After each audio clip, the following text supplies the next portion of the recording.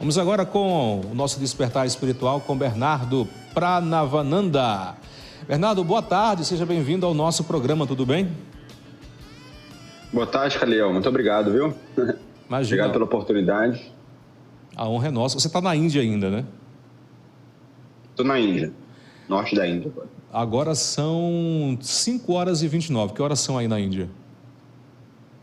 Aqui são 1h59. Nossa, da manhã. Diferença madrugada. Muito grande, né? Você está em qual região da Índia? 8h30. Eu estou perto de Nova Delhi, uma cidade chamada Vrindavan. Pega mais ou menos 4 horas de Nova Delhi, norte da Índia. Maravilha. Ô Bernardo, como foi que você encontrou o caminho dos Vedantas? Olha, quando eu tinha 19 anos, eu conheci um evento de meditação em Belo Horizonte. Na época eu já fazia os meus estudos e me interessava muito pelo caminho da espiritualidade. Só que eu conheci uma linha específica, isso em 2017, mais ou menos, 2016, 2017. E aí eu me conectei, comecei a estudar, me interessei bastante e surgiu a oportunidade de eu ir para esse monastério, no sul de Minas, para ser monge lá mesmo, dedicado de uma forma exclusiva. Aí eu fui e realmente ali eu fiquei por 3 anos me dedicando de uma forma completamente profunda e exclusiva para essas diferentes ciências védicas, né? E desde então, realmente, por toda a inspiração que eu tive ali, por todo o crescimento que eu tive a graça, a oportunidade de ter, isso realmente tem sido o foco da minha vida, né? Me dedicar a isso. Tanto realmente para a minha melhora pessoal, quanto para ajudar as pessoas nessa direção. Muito bom. Ô Bernardo, do que se trata exatamente a cultura Vedanta? Então, a filosofia védica é algo que aborda assim, todas as áreas da vida. Não só uma parte filosófica, mas existe conhecimento a respeito de tudo. Porque quando a gente fala em cultura védica, a gente está falando de conhecimentos que existem há mais de 5.000 anos na Índia. Um conhecimento extremamente ancestral. E quando isso realmente estava em vigor na Índia antiga, isso, tinha conhecimento arquitetônico que se chama Vastu Shastra, que você vai na Índia e vê templos assim, incríveis, você não sabe nem como construir isso na época, com uma arquitetura assim, impressionante. E existia conhecimento médico, que é o Ayurveda, existia conhecimento de todas as áreas da vida. E o Vedanta era o conhecimento filosófico, o conhecimento existencial para explicar a vida de uma maneira assim, substancial, para falar realmente do que a vida se trata. E você vê que esses ensinamentos, mesmo muito antigos, eles se aplicam assim com uma perfeição, mesmo no tempo moderno, mesmo hoje em dia. Você vê a forma como ela explica o drama humano, realmente os desequilíbrios psicológicos das pessoas e como ela realmente propõe um sentido da vida, algo assim realmente muito interessante. A cultura védica seria a mesma coisa da religião hinduísta, o hinduísmo, ou são distintos? Então, hindu, na realidade, é um termo que foi criado para colocar muita coisa no mesmo pacote, sabe? A gente pensa assim, o hinduísmo como se fosse um termo tipo budismo ou cristianismo, mas na verdade hinduísmo é um termo assim um pouco geral demais. Fala sobre diversos caminhos filosóficos como se fossem a mesma coisa, com crenças totalmente diferentes, com processos e metodologias completamente diferentes. E quando a gente está falando sobre cultura védica, a gente está pensando em uma tradição ancestral. E o hinduísmo já é algo mais amplo, que não só usa dos Vedas, mas também usa de outras coisas. É algo mais assim geral, que foi uma soma de tudo da cultura indiana que existe hoje.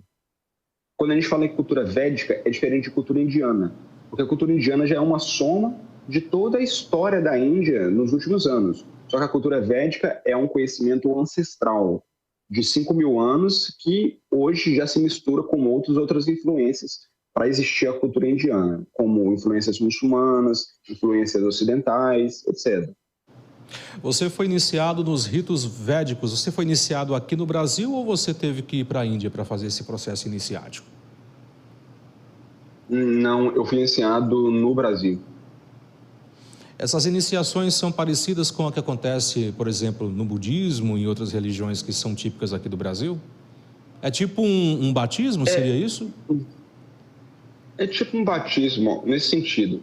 Você tem um contato ali com pessoas já mais experientes, principalmente com um mestre espiritual, que a gente chama de guru, que é alguém que tem uma capacidade, assim, não só mais experiência no processo, mas mais conhecimento e mais profundidade, mais sabedoria. E aí você vai em contato com ele e ele te aceita como um aluno dele. Isso é mais ou menos o processo de iniciação. E você lá, você vai ter esse contato com ele, ele vai te dar um nome espiritual e ele vai te instruir no processo, né? Realmente, como funcionam as coisas, qualquer dúvida que você tiver, você vai perguntar para ele, você vai aprendendo como se fosse um professor, sabe? Nesse sentido, assim. Na cultura védica, o processo religioso é muito de estudo também, tem muita filosofia. Então, você precisa de um guia, um professor mesmo, para tirar suas dúvidas. Assim como na cultura hinduísta, na religião do hindu, tem também várias representações do divino, uns chamam de deidades, divindades, deuses e deusas. Na cultura védica também tem esse momento mais litúrgico, mais religioso de adoração e veneração a certos aspectos da divindade? Sim, é o que a gente chama de puja. Puja é um método de adoração que é, assim, existe um altar, existe uma figura, como se fosse ali numa igreja cristã católica, né, como se fosse uma imagem de Jesus, só que são de outras divindades, e existe um processo de adoração ali, que é focado realmente na satisfação de Deus e na purificação da nossa consciência, né? Então, quando a gente pensa na cultura védica mais tradicional, o objeto verdadeiro de adoração é Deus. Não existem vários deuses, não é uma religião em si politeísta. O que é politeísta é mais assim um hinduísmo mesmo, essa coisa assim de quando falou assim, o hindu é porque botou tudo no mesmo pacote. Só que a gente pensa na cultura védica tradicional, não é uma religião politeísta, é monoteísta. Existe Deus, existe uma adoração a ele. Teve uma pessoa que mandou aqui uma mensagem pelo meu WhatsApp, não é dos meus contatos, não disse o nome, eu sei que é uma mulher. Pergunta, ele está na Índia, é verdade que o deus da Índia é Shiva? Se quiser responder, fica à vontade. Então, é essa a ideia. Quando eu falei sobre o hinduísmo, é porque a gente estava realmente falando sobre diversas linhas filosóficas e religiosas diferentes. Só que existem linhas que consideram que Shiva é Deus. Existem outras linhas que consideram que Krishna é Deus. Outras acham que é Durga. Outras acham que é Rama. Outras acham que é Vishnu. Existem várias crenças diferentes. Mas o que importa mesmo é que, no geral, a gente acredita que existem diferentes manifestações de Deus. Então, não importa qual forma se diga que é Deus. O fato é que existe um Deus, existe uma entidade viva, existe um ser vivo que é diferente dos outros, é diferente das pessoas, é diferente dos animais, é diferente das plantas. Ela tem uma capacidade de conhecimento, de perfeição, de controle do universo superior. É realmente ele que cria tudo, ele que controla tudo. Independente se chama de Vishnu, de Shiva, de Krishna, isso não importa muito. Isso é algo mais conectado ao humor do coração das pessoas. Por isso que algumas pessoas adoram Cristo, outras pessoas adoram Alá, e etc. Cada um adora a sua forma de Deus. Mas no final está todo mundo adorando Deus, esse é o ponto. Não são pessoas diferentes que estão escutando as orações dessas pessoas.